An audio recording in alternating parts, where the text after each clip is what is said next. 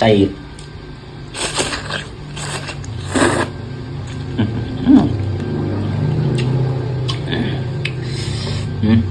คนเฮามักเอียงกินอันนั้น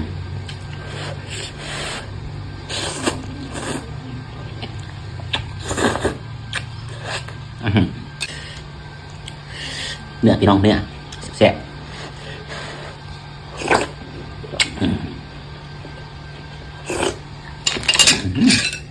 เอาพี่น้องเอาคือเก่าบอกว่าไรใหญ่ห่างเห็นหนามีแต่ว่ากินพี่น้องมื้อนี้เฮ็ดเองแซ่บเองนักเลงพ่อก๋วยเตี๋ยวเนื้อพี่น้องน้ำซุปเสฉวนแซ่บๆคือเก่า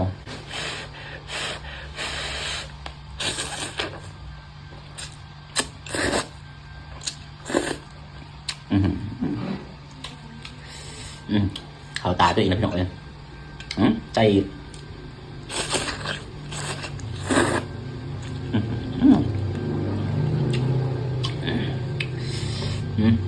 คนเฮามักเอียงกินอันนั้น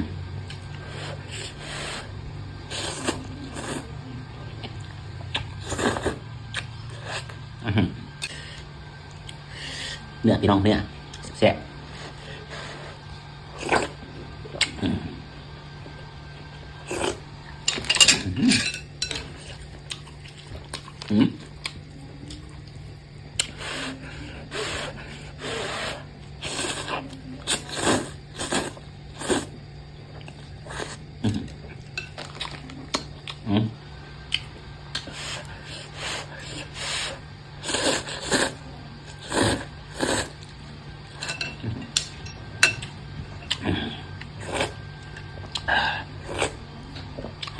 ลูกพริกน้อยใหญ่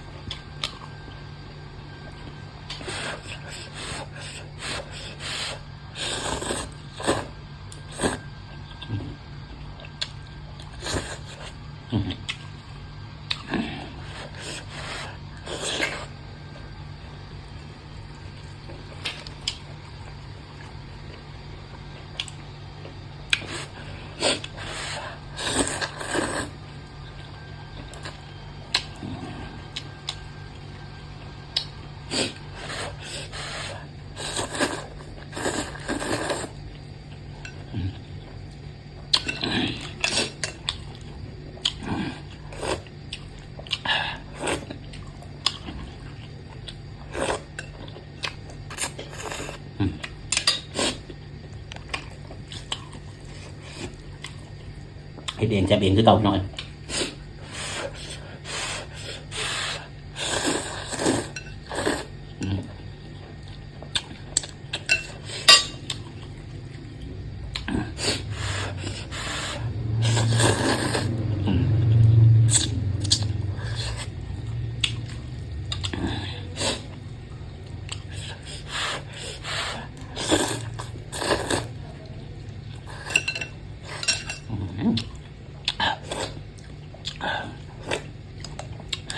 ลองเห็ดกินเบิ่งทางแรกพี่น้อง